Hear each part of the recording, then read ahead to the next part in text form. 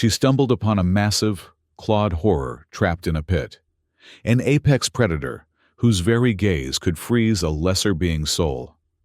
No one else dared approach. But she saw something in its wounded eyes that made her decision for her. Little did she know. Freeing it would unleash a guardian who would kill without hesitation to protect the one who showed it mercy. The morning siren wailed across Atalara Nama's research outpost, rousing Dr. Mara Lin from a dreamless sleep. Another day of cataloging non air uniforma, the station's dismissive term for harmless fauna, deemed too docile to warrant serious study. She sighed, watching dust motes dance in the thin shaft of ochre light piercing her quarters.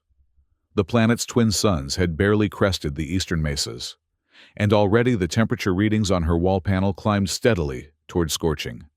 "Specimen evaluation requested in Laboratory 7, announced the outpost's automated system.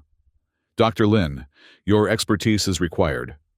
Mara brushed short black hair from her eyes and stretched, feeling the subtle pull of the station's artificial gravity.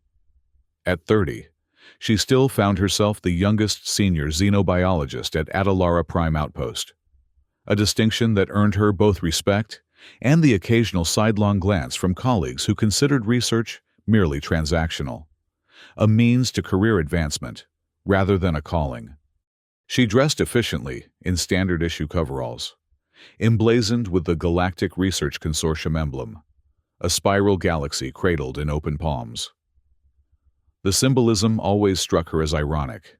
In her experience, the consortium approached the universe with sterilized forceps rather than open hands. The corridor leading to the central lab ring gleamed with antiseptic precision. Through transparent dome sections, Mara glimpsed Atalara's endless desert, rippling dunes stretching toward distant, jagged mountains that looked like teeth against the blood-red sky. The planet had been chosen specifically for its reputation as a safe world, devoid of dangerous wildlife, and perfect for establishing a research outpost without the need for expensive defense systems. "Good morning, Dr. Lin," said Jektar, her Vorthian assistant, as she entered Laboratory 7. The lanky alien's mottled blue skin crinkled around eyes that contained 4 pupils each, an evolutionary adaptation that allowed his species to perceive microscopic movement. His posture remained as rigid as his tone. Vorthians treated work as sacred duty rather than passion. "Morning, Jektar. What fascinating mediocrity has the survey team blessed us with today?" Mara asked, injecting warmth into her voice despite the cynicism of her words. Jektar's expression didn't change. Vorthian facial muscles lacked the elasticity for most expressions humans would recognize, but his inner eyelids flickered with what Mara had learned to interpret as mild amusement. "3 varieties of burrowing invertebrates," he replied, gesturing toward the containment units. "Preliminary genomic scans indicate they share 89.7% of their base sequencing with specimens from sectors 12 through 17. The survey team officially classified them as regionally insignificant." Mara leaned over the specimen containers, watching the small, translucent creatures dig methodically through their artificial soil. More of the same, life forms that posed no threat, offered no unique adaptations, sparked no controversy, and therefore garnered minimal funding attention. "Have you verified respiratory efficiency under varied atmospheric conditions?" she asked, already knowing the answer. The protocol was standard, mindless, and precisely documented across 17 consortium handbooks. "Affirmative. Results within expected parameters," Jektar confirmed, handing her a datapad filled with neat columns of unremarkable numbers. As she skimmed the findings, Dr. Celine Vax entered, her tall Vorian frame casting a long shadow across the laboratory floor. The senior xenobiologist's cranial ridges, a status symbol among her people, gleamed with ceremonial oil. "Lin," she acknowledged with minimal warmth, "I trust the specimens meet our rigorous standards of absolute ordinariness?" "They continue the planet's perfect record," Mara replied, pushing away frustration. though I still believe we might find more significant discoveries if we expanded our search radius beyond the established safe zones. Dr. Vax's mouth tightened into a thin line. The consortium approved this location precisely because comprehensive scans showed no signs of apex predators or hostile flora. Our purpose here is cataloging, not adventure-seeking. Science advances through unexpected discoveries, not confirmations of the expected, Mara countered. A familiar argument that had earned her both admirers and critics. Before Dr. Vax could respond, Commander Ronis Hale's voice crackled over the station comm. Senior staff to briefing room immediately. We have a situation. Mara exchanged puzzled glances with Jektar. The Vorthian's multiple pupils contracted simultaneously, a sign of concern his voice would never betray. The briefing room filled quickly with researchers and security personnel, their hushed voices creating a nervous undercurrent.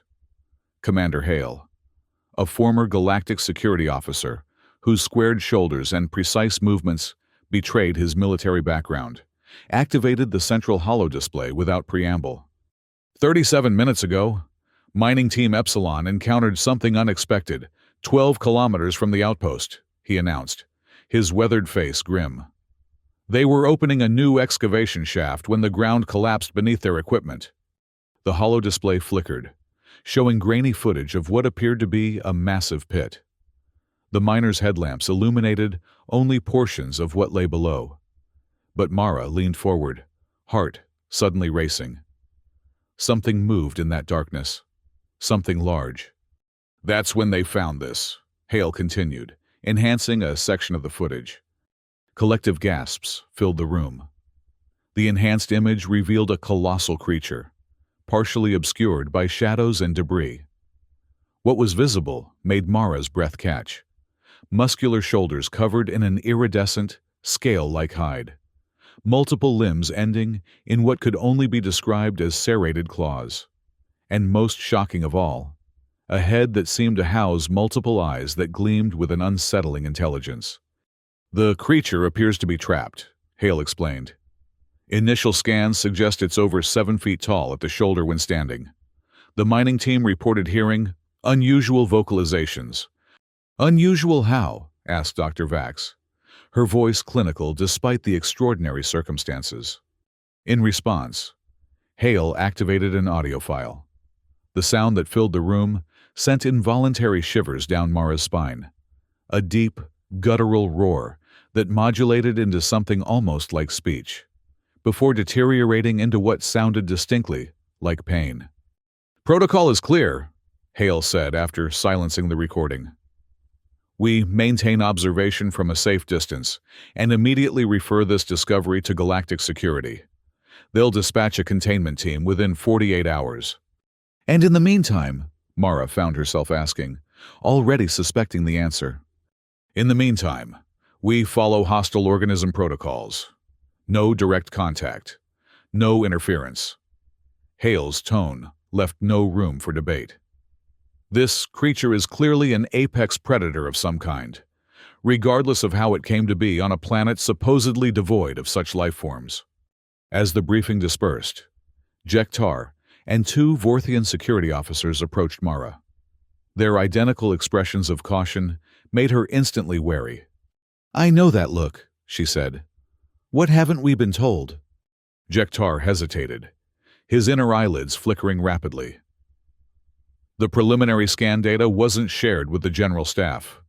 The creature appears to have sustained significant injuries. Without intervention, it likely won't survive until the containment team arrives. Something twisted in Mara's chest. Show me the complete scans. Minutes later, in her private lab, Mara stared at readings that confirmed her worst fears. The trapped predator showed signs of severe trauma, internal bleeding, dehydration, and multiple lacerations across what appeared to be vital organs. Its unusual physiology made precise assessment difficult, but one conclusion was unavoidable. The creature was dying. 48 hours is too long, she muttered, scrolling through the data. It won't last 12. Protocol is explicit. Dr. Lin, Jektar reminded her, his tone more gentle than usual. Direct intervention with an apex predator is forbidden without galactic security authorization. Mara looked up, her decision already crystallizing. Then I'll have to intervene without authorization. Jektar's multiple pupils dilated in alarm. You'll court death, Dr. Lin. She turned to the medical supply cabinet, mind racing through possibilities. Maybe.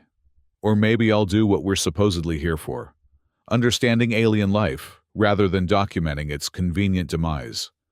Commander Hale will not approve this course of action, Jektar warned. Then it's fortunate I'm not planning to ask his permission, Mara replied, already assembling sedatives and basic medical supplies. I'll need your help, Jektar, and those 2 security officers who seem to respect you. Can you convince them? The Vorthian stood silent for 17 seconds. She counted them, before his inner eyelids flickered in what she recognized as resignation. I will assist, he said finally.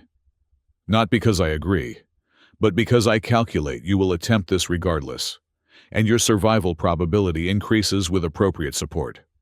Mara smiled. That's the most emotional thing you've ever said to me.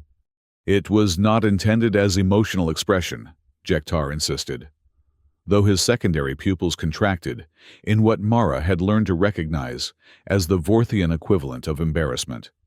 The next 3 hours passed in a blur of furtive preparation. Mara synthesized a sedative she hoped would work on the creature's unknown physiology, calibrating it based on the limited biometric data available. Jektar, true to his word, recruited 2 reluctant security officers, Navam and Kelris, both Vorthians who respected their kinsmen enough to risk disciplinary action, while the others gathered climbing equipment and constructed a makeshift pulley system that could support the creature's estimated weight. Mara sequestered herself in the medical lab, painfully aware that she was working from insufficient data. If her calculations were wrong, the sedative could kill the trapped predator, or worse, prove ineffective and leave her team facing a fully conscious apex predator. The transport vehicle is prepared, Jektar informed her as she finished loading hypodermic injectors. We have approximately 40 minutes before shift rotation will reveal our absence. Then we'd better move quickly, Mara replied, sealing her medical kit. They slipped out of the station through a maintenance airlock, using Navam's security clearance to bypass the automated logging system. The transport vehicle, a 6-wheeled crawler designed for terrain surveys, kicked up plumes of ochre dust as they sped toward the mining site. Above them, Adalara's twin suns baked the landscape, heat ripples distorting the horizon. The temperature will reach critical levels within 2 hours, Jektar noted, monitoring the crawler's environmental readings. We must complete this operation and return before the midday heat surge. Mara nodded, eyes fixed on the horizon. Her heart pounded with a mixture of professional excitement and primal fear. What exactly waited for them in that pit? The scans suggested something beyond the established xenobiological catalog, a predator that, by all official records, shouldn't exist on this safe world. The mining site appeared as a black gash against the desert's endless orange. Equipment lay abandoned. The mining team had been evacuated immediately after reporting their discovery. As the crawler came to a halt, Mara heard it for the first time in person, that same unsettling roar from the audio recording, but weaker now, tinged with what sounded unmistakably like suffering. Vital sign monitoring equipment is detecting irregular heartbeat patterns, Jektar reported as they unloaded their gear. The creature's condition has deteriorated since the initial scans.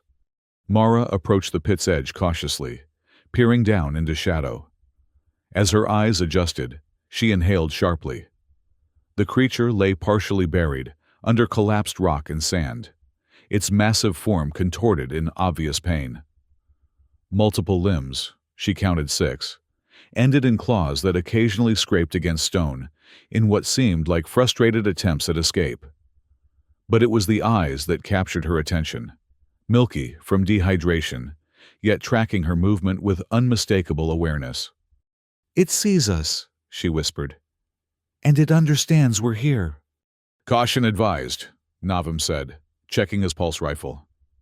"Even injured, a predator of this size could sever limbs with minimal effort." Mara nodded, but her focus remained on those eyes. Beyond the obvious pain, she detected something else, something that cemented her resolve. "We're going down. Jektar, prepare the sedative. Navim, Kelris, secure the pulley system. We'll need to sedate it before attempting extraction." The descent into the pit was treacherous. Loose sand shifted under their boots, and twice Mara nearly lost her footing on the steep incline. The creature's breathing grew louder, a labored, rasping sound that echoed against stone. Up close, its massive form seemed even more imposing. What had appeared as scale-like hide in the scans revealed itself as an intricate pattern of overlapping plates, iridescent despite the creature's obvious distress. "Estimated weight, 370 kilograms, Jektar whispered, his scanner trembling slightly in his hand. "Significantly more than initial projections." Mara approached with the sedative injector, moving slowly to avoid triggering a defensive response. The creature's eyes, she now saw there were 6 of them, arranged in a pattern reminiscent of insectoid species, followed her every movement. A low growl rumbled from somewhere within its massive frame. "I'm going to help you," she said softly, knowing the words meant nothing to the creature, but hoping her tone might convey her intent. "We need to get you out of here." Jektar raised the injector, aiming for what they presumed was a primary circulatory nexus near the creature's shoulder joint. The needle missed its mark as the predator suddenly thrashed, one massive clawed limb swiping through the air inches from Jektar's face. The Vorthian stumbled backward, dropping the injector. "We need to immobilize it first," Navim insisted, raising his pulse rifle. "No!" Mara positioned herself between the weapon and the creature. "No weapons! We'll try again." Heart pounding, she retrieved the fallen injector, recalibrated the dosage, and approached again. This time, she moved with deliberate slowness, maintaining eye contact with the creature. "Easy," she murmured. "Just stay still." Whether by chance or some impossible understanding, the massive predator stilled. Its breathing remained labored, but the thrashing ceased. With a silent prayer to whatever cosmic forces might be listening, Mara plunged the injector into the iridescent hide near what appeared to be a primary artery. The effect wasn't immediate. For several terrifying seconds, the creature remained fully alert, its gaze boring into Mara with an intensity that made her skin prickle. Then, gradually, those multiple eyes began to dim. The massive form slumped, muscles relaxing as the sedative took effect. "Successful administration," Jektar confirmed, scanning the creature. "Estimated unconsciousness duration, 3 hours based on metabolic readings." "Then we have 3 hours to get it out and back to the station," Mara said, already examining the predator's visible wounds. Up close, the damage was worse than the scans had indicated. Deep gashes crossed its torso, and one limb bent at an unnatural angle. "Let's move."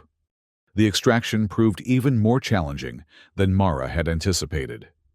Even with the pulley system, the creature's weight strained their equipment to its limits. Twice, cables snapped, forcing them to recalibrate the entire apparatus. The twin suns climbed higher, beating down mercilessly as they worked. Sweat soaked Mara's coveralls, and her hands bled from guiding rough cables. "This is not possible," Kelris muttered after the 4th hour, as they finally managed to raise the unconscious predator to the pit's edge. "The creature's mass exceeds our equipment tolerances." "We've come this far," Mara insisted, wiping blood from her palms onto her already filthy uniform. "We're not leaving it now." Loading the sedated behemoth onto the crawler required dismantling the vehicle's rear section to create a makeshift transport bed. By the time they secured the creature with reinforced restraints, Mara's limbs trembled with exhaustion, and the midday heat had reached dangerous levels. "Station proximity alert protocols will activate upon our approach," Jektar warned as they began the return journey. "Concealment is no longer possible." Mara nodded grimly. "I'll take full responsibility. All of you were acting under my direction." The creature, she had begun mentally referring to it as Roth, though she couldn't have explained why, remained unconscious throughout the journey, its massive chest rising and falling with labored breaths. Occasionally, it would shudder or emit low growls even in sedation, prompting Navim to check his weapon nervously. As predicted, their approach triggered station alerts. Commander Hale himself stood waiting at the maintenance airlock, flanked by security personnel. His expression darkened visibly when he spotted their cargo. "Dr. Lin," he said, his voice dangerously quiet. "You have approximately 10 seconds to explain why you've directly violated containment protocols and brought an apex predator into this station." "It was dying," Mara replied simply, climbing down from the crawler. "And I don't believe in standing by while sentient life suffers, regardless of how many teeth it has." "Sentient?" Hale's eyebrows rose. "That's a significant classification claim, Doctor, one that requires substantial evidence." "Which I intend to provide," she said, straightening despite her exhaustion. "But first, I need to treat its wounds before the sedative wears off. Unless you'd prefer dealing with a conscious, pain-maddened predator." The commander's jaw tightened, but practicality won over protocol. "Security team, assist in transferring the specimen to Containment Laboratory 1. Dr. Lin, you will report to my office immediately afterward." "With respect, Commander, immediate medical intervention takes priority," Mara countered. "Court-martial me afterward if you must." For a moment, Hale looked ready to order her forcible removal. Then his gaze shifted to the massive creature on the crawler, and something like reluctant admiration flickered across his features. "Containment Laboratory 1. 1 hour. Then my office." He turned on his heel and strode away. The reinforced containment cell in Laboratory 1 had been designed for potentially hazardous specimens, never for something of Roth's magnitude. The cell's walls groaned under the weight and muscle of the unconscious monster as security personnel maneuvered it inside. Mara immediately set to work, attaching monitoring equipment and administering broad-spectrum antibiotics she hoped would be compatible with the creature's physiology. "Remarkable musculature density," she murmured, examining the wounds more closely. "And these aren't random injuries. They're defensive wounds. It was fighting something." "Perhaps mining equipment," Jektar suggested, assisting with bandages specially designed for xenobiological application. Mara shook her head. "These are claw marks, and they're old, at least a week, judging by the healing pattern. Whatever did this, it wasn't our mining team." As she worked, she became increasingly aware of subtle changes in the creature's vital signs. The monitoring equipment showed increased brain activity, despite the sedative's continued effect. When she moved to the far side of the cell to retrieve additional supplies, the viewer monitors caught Roth blinking and following her movement with uncanny focus. "Jektar," she whispered, gesturing toward the monitors. "Look at its eye movement. That's not random. It's tracking me specifically." The Vorthian observed for several moments. "Remarkable. Even under heavy sedation, it maintains environmental awareness. This suggests neural complexity far beyond typical apex predators." "It's not just tracking," Mara realized, watching the pattern. "It's assessing.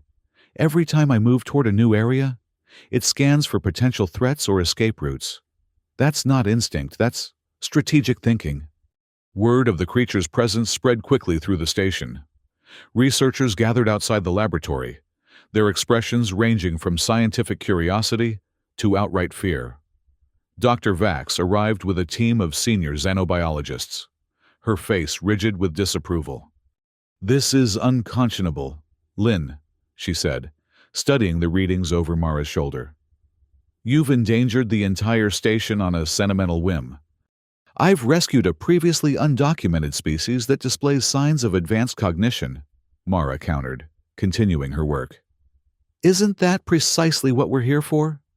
We're here to follow established protocols, Dr. Vax snapped. Not to harbor potential threats because they looked at you with sad eyes. Before Mara could respond, Commander Hale entered, his expression grave.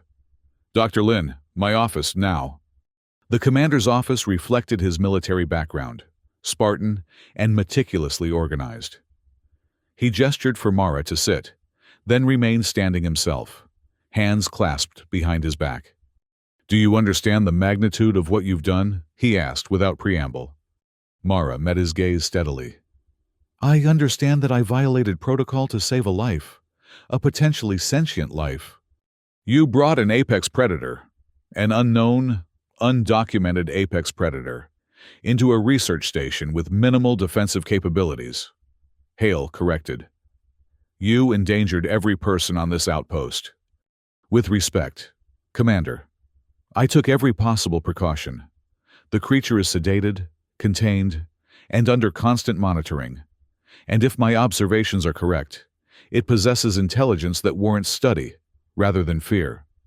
Hale's expression remained stern, but something shifted in his eyes.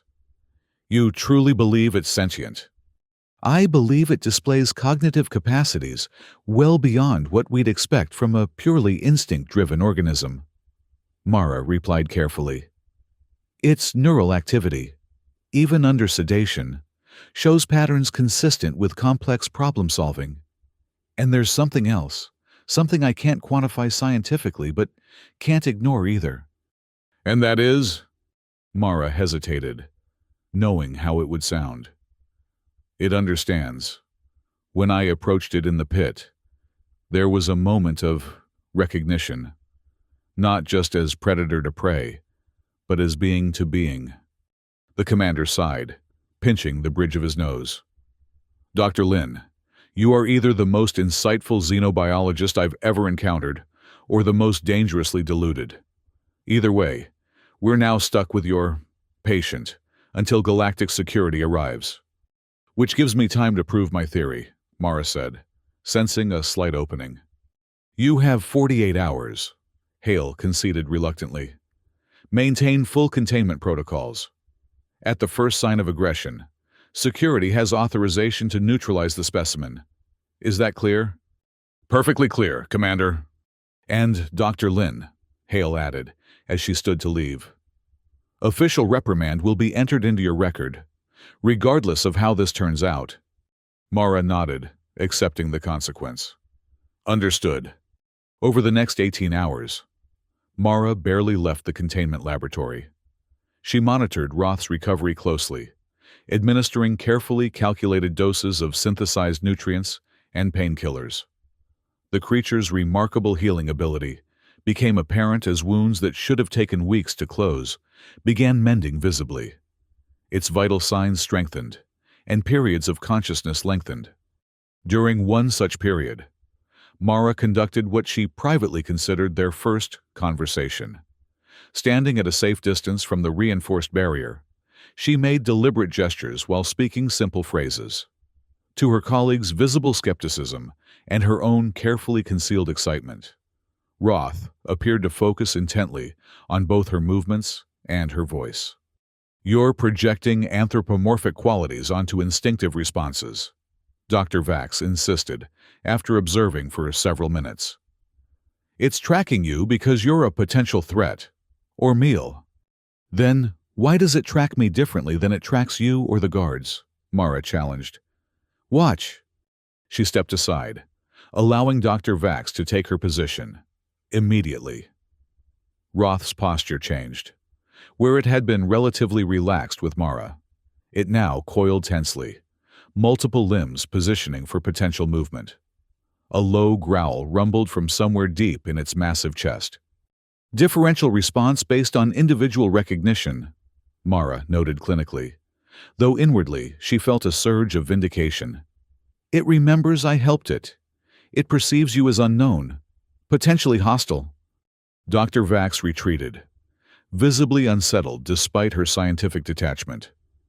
Even if you're right, which I'm not conceding, that only makes it more dangerous, not less. A predator with the capacity to distinguish between individuals is a predator that can identify specific targets. As night fell across Atalara 9, the station quieted. Most researchers retired to their quarters, though security remained heightened around the containment laboratory. Mara, refusing to leave Roth under exclusive guard supervision, established a makeshift sleeping area in the monitoring section adjacent to the containment cell. She was reviewing data from the day's observations when the first anomalous readings appeared on the security grid. Initially, she dismissed them as system glitches, minor power fluctuations affecting the outpost's perimeter sensors. Then a second alert registered, followed by a third. "Security, are you seeing these readings?" she asked via comm. Silence. "Security, please respond. I'm showing multiple perimeter breaches." When no response came, unease prickled along her spine. She accessed the central monitoring system, switching between exterior camera feeds. Most showed only Atalara's night landscape, wind-swept dunes silvered by starlight. Then, on the western approach, movement. Dark figures advancing with military precision toward the station's main airlock. The realization hit her, just as the station's primary power grid failed, plunging the corridors into darkness before emergency lighting activated with a dull red glow. Raiders. The outpost had been targeted by one of the numerous pirate crews that plagued remote research stations, biotech thieves specializing in stealing valuable specimens and research data. With minimal defenses and a skeleton security team, Atalara Prime made a tempting target. Seconds later, alarms blared throughout the station. The automated system's voice, eerily calm, announced, "Security breach detected. All personnel implement emergency protocol Theta 9. This is not a drill." Chaos erupted. Through the laboratory's viewport, Mara watched researchers scatter, Vorthians locking themselves in shielded zones, engineers disconnecting life support systems to critical research areas before retreating to maintenance tunnels. Standard procedure for a raid: protect the data, abandon the physical assets. But Mara remained frozen, her gaze shifting between the monitoring screens and Roth's containment cell. The creature had risen to its full height, over 7 feet of coiled muscle and predatory awareness. Each limb tensed, claws extended. But most striking was its focus: absolute stillness. Head cocked slightly, as though listening to the distant sounds of intrusion. A decision crystallized in Mara's mind, one that violated every protocol, every rational safeguard. With trembling fingers, she accessed the containment cell's security controls. "Lynn to Commander Hale," she attempted via comm, requesting permission to implement contingency protocol Echo 7. Static answered her. Communications were already compromised. Another glance at the security feeds showed raiders breaching the main airlock. They moved with practiced efficiency, disabling automated defenses and methodically sweeping each section. Their armor bore the insignia of the Kralian Collective, notorious biotech pirates known for leaving no witnesses. "Mara," she started at the sound of her name. Jektar stood in the laboratory doorway, his usually impassive features tight with urgency. "We must evacuate immediately," he insisted. "The raiders have disabled communications and cut power to automated defenses. They will reach this section in approximately 7 minutes. "We can't leave Roth," Mara said, the words emerging before she could consider their implications. Jektar's multiple pupils contracted in alarm. "The specimen, Dr. Lin, it is not worth your life." "It's not just about the specimen," she argued, though she struggled to articulate the conviction driving her. "Jektar, I've been monitoring its neural patterns. This isn't just an animal. And if those raiders get their hands on it..." A distant explosion shook the laboratory, punctuating her words. Weapons fire echoed down corridors. "You must make your choice now," Jektar said, his tone gentler than she'd ever heard from him. "I cannot guarantee your safety if you remain." Mara squeezed his arm gratefully. "Go. Get to the emergency shuttles. I'll be right behind you." They both knew she was lying. After Jektar departed, Mara turned back to the containment cell. Roth watched her with that unnerving intensity, all 6 eyes fixed on her movements.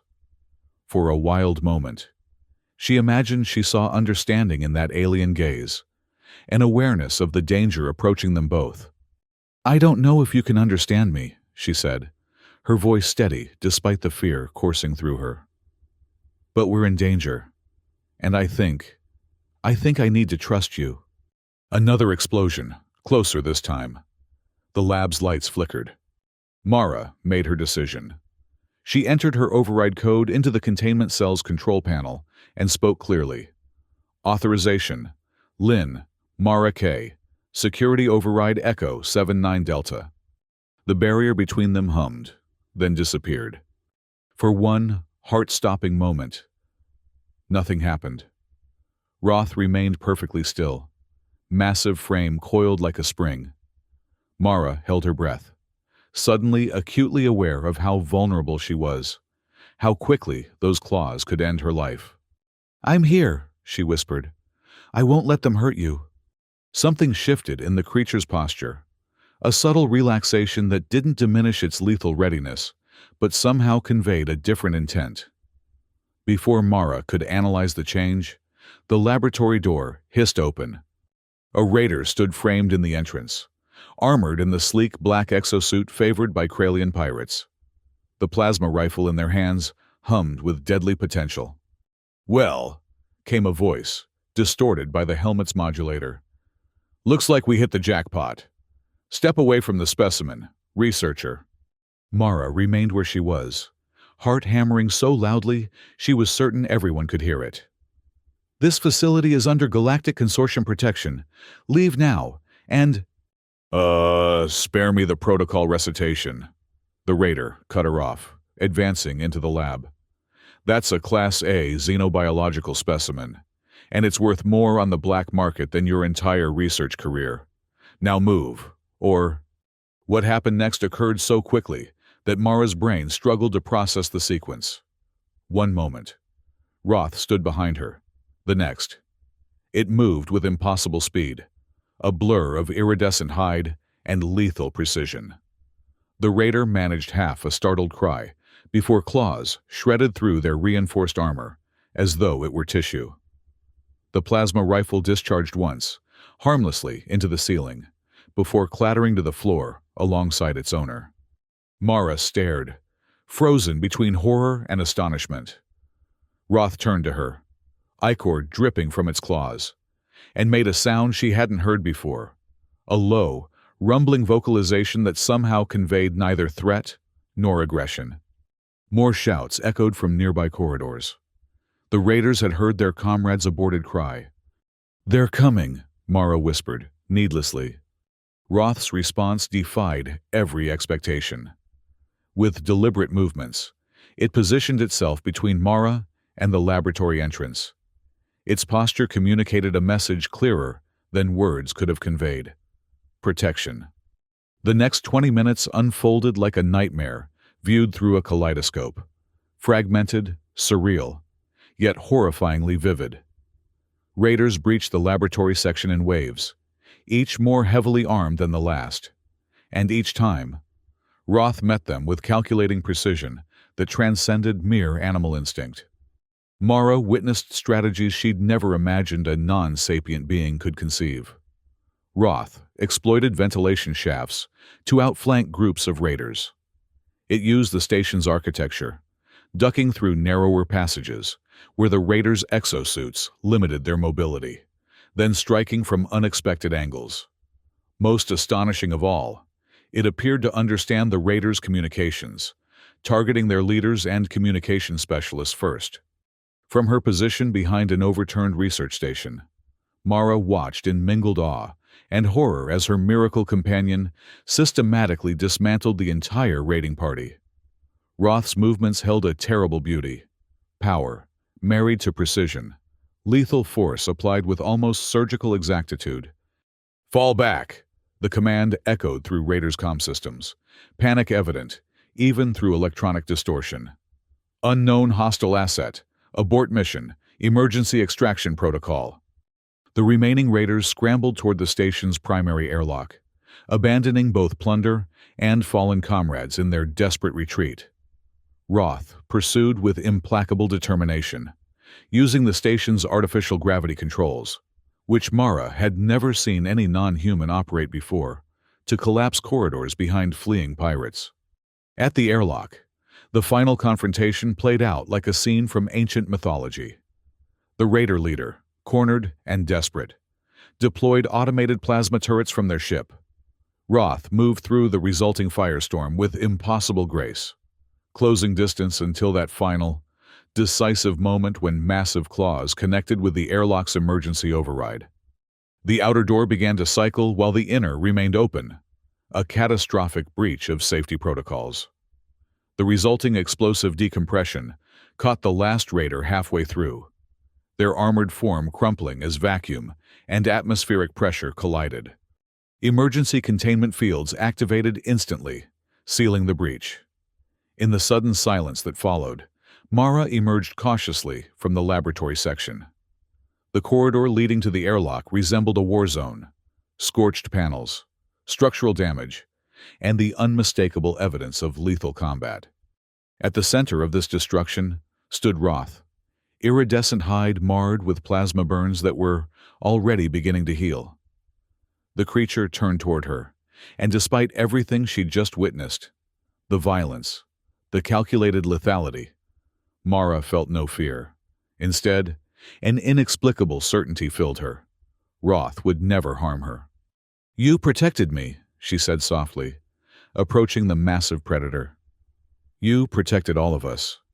Roth made that same rumbling vocalization from earlier, then did something Mara would later struggle to describe in her official report. It lowered its massive frame, multiple limbs folding in a gesture that resembled nothing so much as a bow. 4 hours later, a galactic security cruiser arrived in response to the outpost's automated distress signal.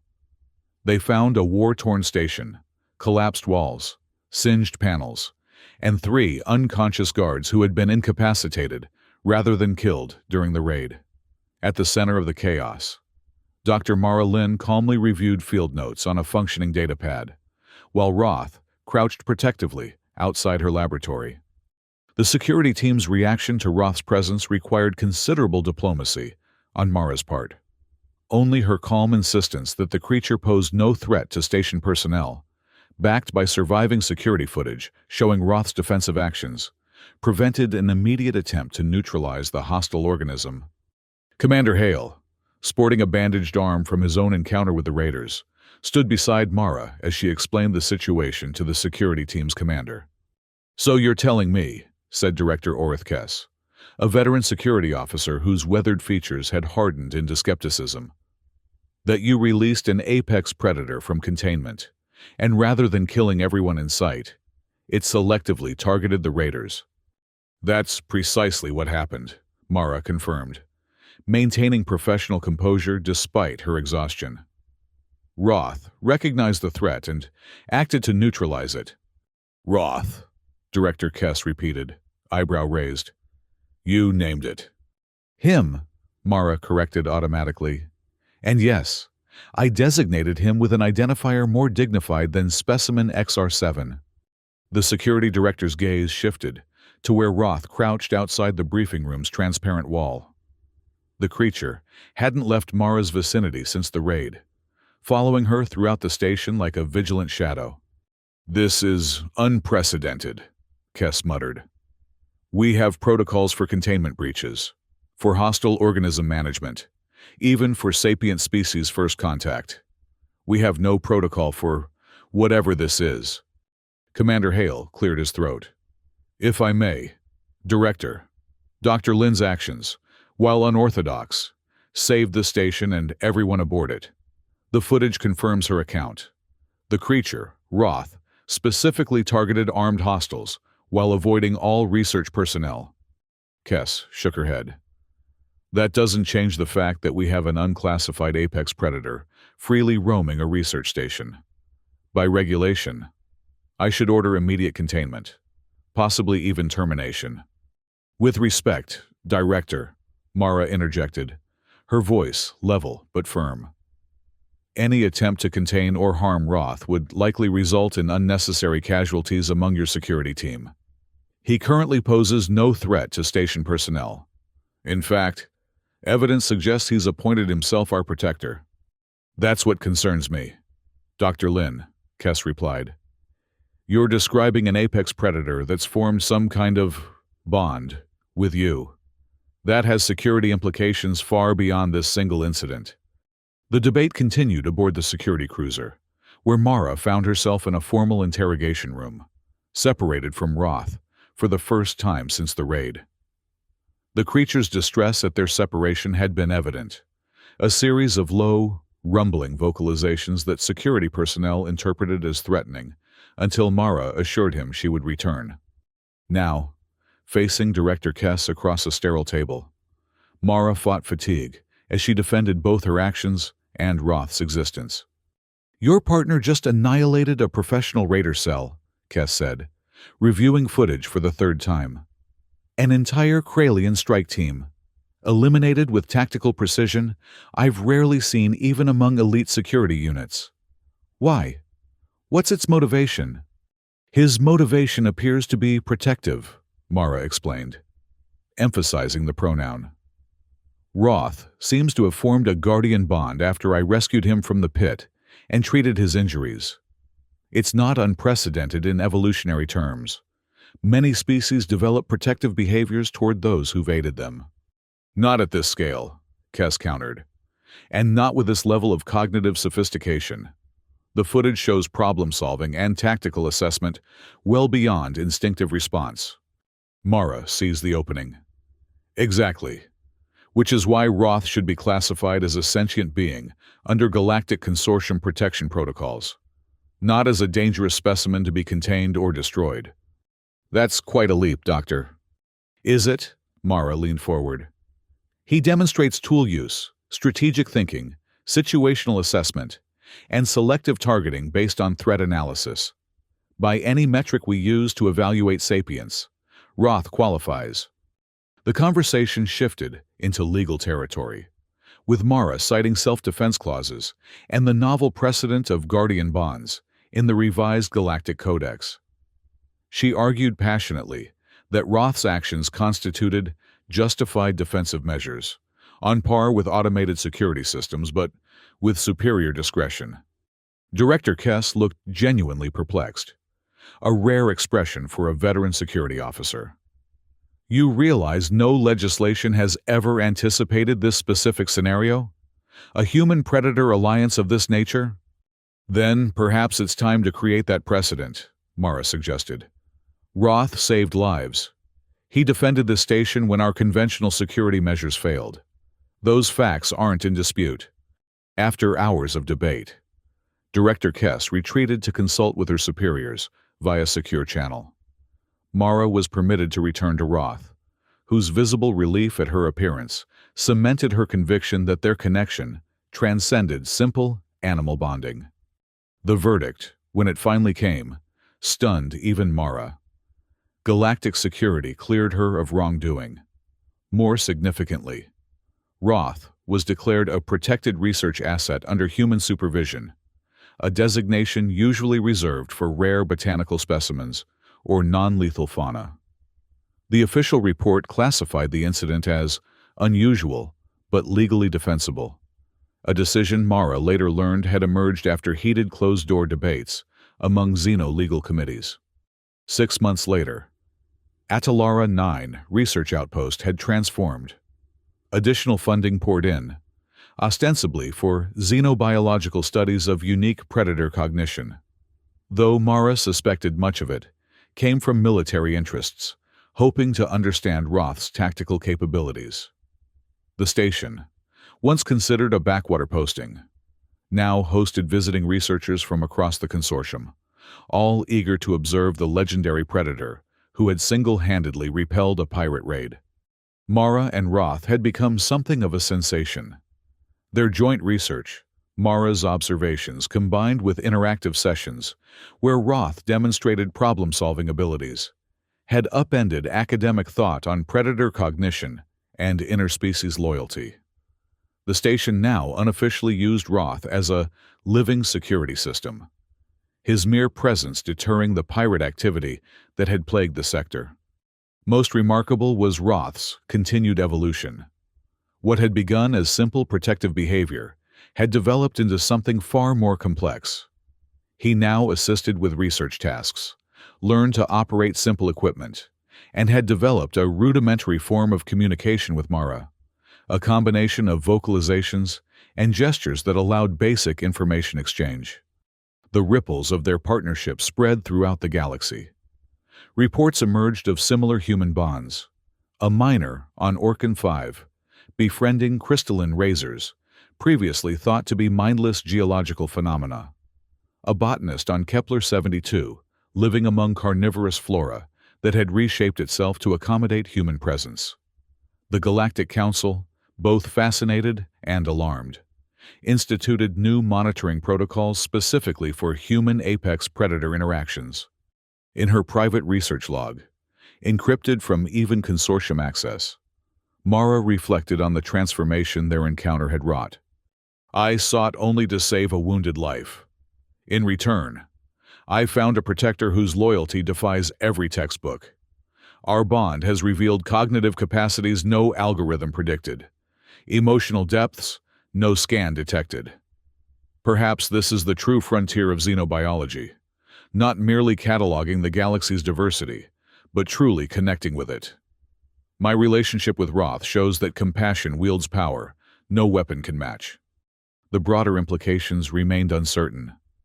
As Mara stood on the outpost's observation deck, watching Atalara's twin suns sink below the horizon, Roth stood sentinel beside her. His massive frame, once terrifying, now represented security in her mind. Beyond the reinforced viewport, supply ships approached with increasing frequency, many carrying officials or researchers eager to witness the unprecedented partnership firsthand. An uneasy question now circulated on every trader's lips, in every diplomatic channel. If humans can tame apex predators, what else might they achieve? The galaxy held its breath, torn between awe and apprehension. For Mara, the answer was simpler than the philosophers and strategists made it. She placed her hand on Roth's iridescent hide, feeling the steady rhythm of his breathing. "It was never about taming," she murmured. "It was about respecting, about seeing the being beneath the fangs." Roth rumbled in response, a sound she'd come to recognize as contentment. Above them, stars emerged in Atalara's night sky, each one potentially harboring more discoveries, more connections waiting to be forged through understanding rather than fear. Whatever the future held, they would face it together. The xenobiologist who had defied protocol for compassion's sake, and the apex guardian who had found purpose in protection rather than predation. Their unlikely bond had already changed galactic perception. What else it might transform remained to be seen.